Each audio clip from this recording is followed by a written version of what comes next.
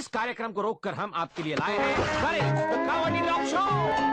जिसमें सितारा है करें एक डरपोक डॉगी। ये अनजान शहर की गलियों में भटक न्यूरियल ने इसे अपने घर में रख लिया। ओए लारिक तो पाई यादरो परीक्षा हेंग हंगजित तंगाई करे नंग टीवी येंग न लेरीदो कदोइनो नाइखो बाबा करीनो हे ngasi mapan naga thok la kanu dina ma imung siga pham na larik pa na leyu Otarabo ai mobile ki recharge soi khri ima recharge so ai to bi rakke masi ngang sidi ngasi nang mapan daga thok pa yaroi nangi larik to paru cho thunga ihe tomba khumrao purichet khone masi ngang sidi halakisunu ai ka dogi yo makhong makut to lo thudek tu meidi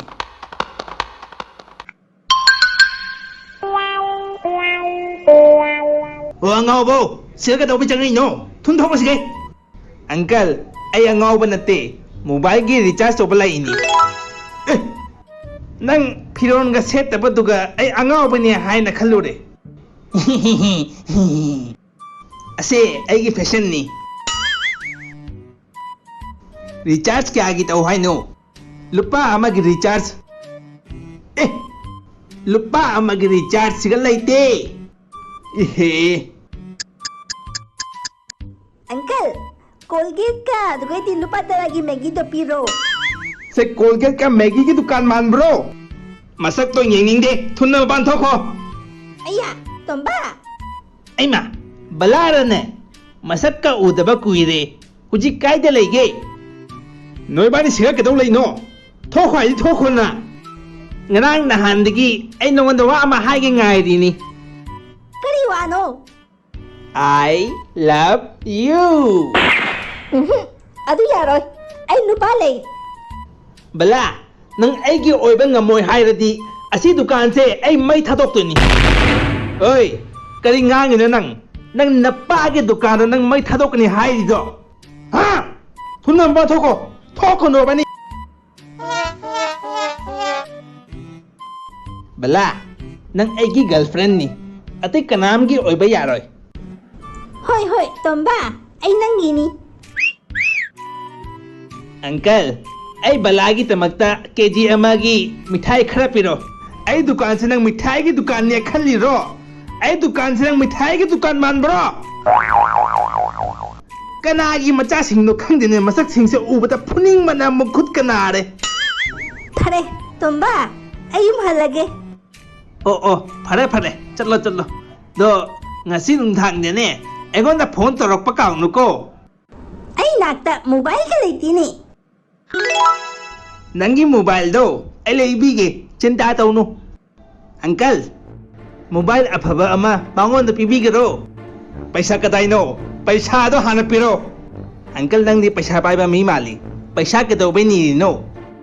nangi na pa ge dukan ro lema da mobile loge hai do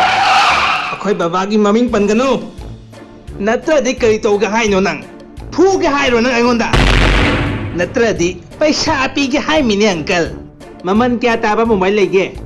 karamba mongi mobile pamino ai di atang ma mobile pami loi de gi atang ma mobile di iphone ni lak ama tani lak ama kari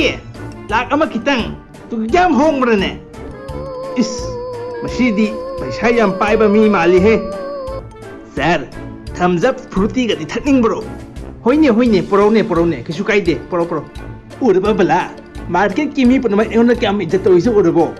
cm minister na kyam helu do no hoine nang hai du chummi ne sir iphone do pamabo leire ge ro uncle nang drobo nang tori do ado loi de gi ahong ba mobile do maman kya ta ge punna mak de gi ahong mati lising manga tai hoi ma lising manga gi mobile ga leiba ngam joroi he uncle lupa tara pige yaroidro ai laira bagi machani ai paisa ga yam leijade nang manakta paisa leijadraga ai kado haino lising manga do piraga mobile do pukho uncle paisa do heng tira su yaroidro thunna thoko sige tomba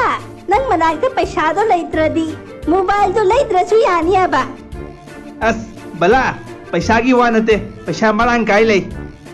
ꯅꯪ aeroplane ꯄꯥꯝꯃꯗꯤ ꯑꯦꯔꯣꯄ꯭ꯂꯦꯟꯗꯨꯁꯨ ꯂꯩꯕꯤꯗꯣꯏꯅꯤ इहोंग Hong mobile से ऐ लेबा ngमोइद्रो uncle mobile दो पीरोने फरे फरे कब कनु mobile दो ऐ हुजिक पीरगे तो पैसा दो हेंग नंग पीबा ngमद्रदि ऐ कदोबा अंकल ऐ हेंग पीबा लाक्त्रदि अखोय युमदा लाउ पैसा दो दुगे पूरा चखो फरे फरे अदुना फरे नंग हेंग पैसा दो पीबा ngमद्रदि ऐ नो युमदा सोइदना लाक्तोमि अदो नंगी युमदो कायदनो ऐदी बाबा मामागा पुन्ना लेमिने ओहो अदो नंगी मम्मी बाबा दुना कायदे लेगे ऐगा लेमिने अदो नोय मयामदी कायदे लेगे अखोयगी युमदा अदो नोय युमदो कदाइदनो बलागी युम मनाक्ता बला हाइदी कनानो सिनी ऐगी बला हाइदो